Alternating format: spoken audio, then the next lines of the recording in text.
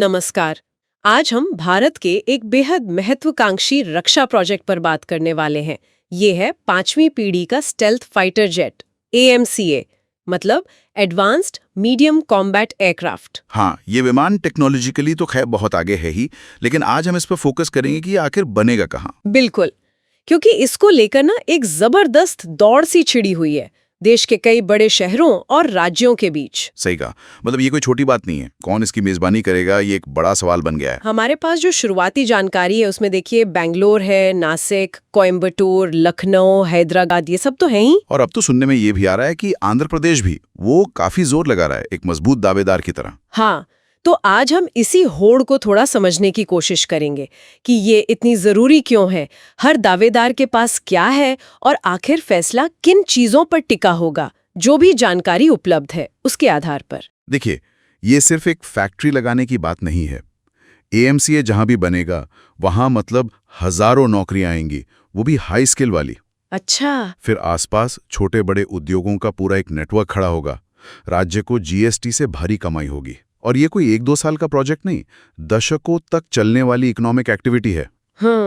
यानी ये भारत के मेक इन इंडिया और आत्मनिर्भर भारत के लिए भी बहुत मायने रखता है। बिल्कुल, एक तरह से मील का पत्थर साबित हो सकता है ये। ठीक है, तो दावेदारों को थोड़ा और करीब से देखते हैं। बेंगलोर, वो तो स्वाभाविक लगता है ना, HAL का हेडक्वार्टर है, पूरा एरोस्पेस इकोसिस्टम है वहाँ। हाँ, बेंगलोर का केस तो मजबूत है ही, लेकिन फिर नासिक भी है। वहाँ HAL पहले से ही सुखोई बना रहा है और अब तो तेजस MK-1A का काम भी वहीं चल रहा है। अच्छा, हाँ। और नासिक के लिए एक बहुत बड़ा प्लस पॉइंट ये बताया जा रहा है कि वहाँ जो इंफ्रास्ट्रक्चर पहले से है उसी को अपग्रेड कर लिया जाए। इससे प्रोजेक्ट की शुरुआती लागत में मतलब अरबों रुपए बच सकते हैं। अरबों रुपए, ये तो बहुत बड़ी रकम है। हाँ, और रक्षा बजट पर जो दबाव रहता है उसको देखते हुए ये फैक्टर काफी अहम हो जाता है। लेकिन यहाँ एक सवाल मेरे मन में आ रहा है।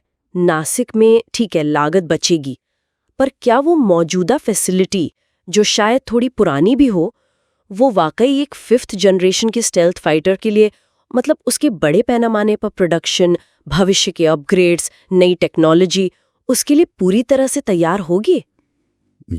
ये बिल्कुल सही चिंता है। कहीं ऐसा तो नहीं कि हम अभी की बचत देख रहे हों और लंबी दौड़ में वो उतना फायदेमंद न हो? बिल्कुल वाजिब पॉइंट है। और यहीं पर फिर दूसरे विकल्प सामने आते हैं जिन्हें हम कहते हैं green field sites. Green field sites मतलब ऐसी जगहें जहां सब कुछ एकदम नए सिरे से बनाया जाएगा, बिल्कुल जमीन से, आज की और भविष्य की जरूरतों को ध्यान में रखते हुए। इसमें फिर लखनऊ, हैदराबाद, कोयम्बटूर और जैसा हमने कहा आंध्र प्रदेश जैसे नाम आते हैं। अच्छा, तो इन ग्रीन फील्ड साइट्स में क्या खास है? जैसे लखनऊ और कोयम्बटूर, वहां तो डिफेंस कॉरिडोर बनी रहे हैं। हाँ, और सुनने में आया कि उत्तर प्रदेश सरकार तो जमीन और दूसरी सुविधाओं के मामले में काफी अच्छे ऑफर्स दे रही है। शायद डेडिकेटेड पावर सप्लाई, क्लियरेंस में आसानी, बेहतर कनेक्टिविटी, ये सब। इसी तरह हैदराबाद को देखें, वो भी एक प्राइवेट एरोस्पेस और डिफेंस हब के तौर पर बहुत तेजी से उभरा है। वहाँ VM टेक्नोलॉजीज जैसी कंपनियां पहले से HAL के साथ काम कर रही हैं, DRDO लैब्स भी हैं। और आंध्र प्रदेश? आंध्र प्रदेश के बारे में कहा जा रहा है कि वो हजारों एकड़ जमीन देने को तैयार है। ये भविष्य में अगर प्रोजेक्ट को और बढ़ाना हो, एक्सपैंड करना हो, तो उसके लिए बहुत बड़ा एडवांटेज है। तो मतलब तस्वीर अब थोड़ी ऐसी बन रही है कि एक तरफ नासिक है जहां शायद जल्दी और कम लागत में काम शुरू हो सकता है मौजूदा ढांचे को यूज करके। हाँ, स्थापित केंद्र। और दूसरी तरफ लखनऊ, हैदराबाद, कोयम्बटूर या आंध्र जैसी नई जगहें हैं जहां शुरू में पैसा और टाइम ज्यादा लगेगा, पर शायद लॉन्ग टर्म में ज्यादा मॉडर्न और बड़ा सेटअप बन पाएगा। बिल्कुल, यही तो है इस पूरे मामले का केंद्रीय पेच, कि तत्काल लागत बचाएं या भविष्य की संभावनाओं पर निवेश करें।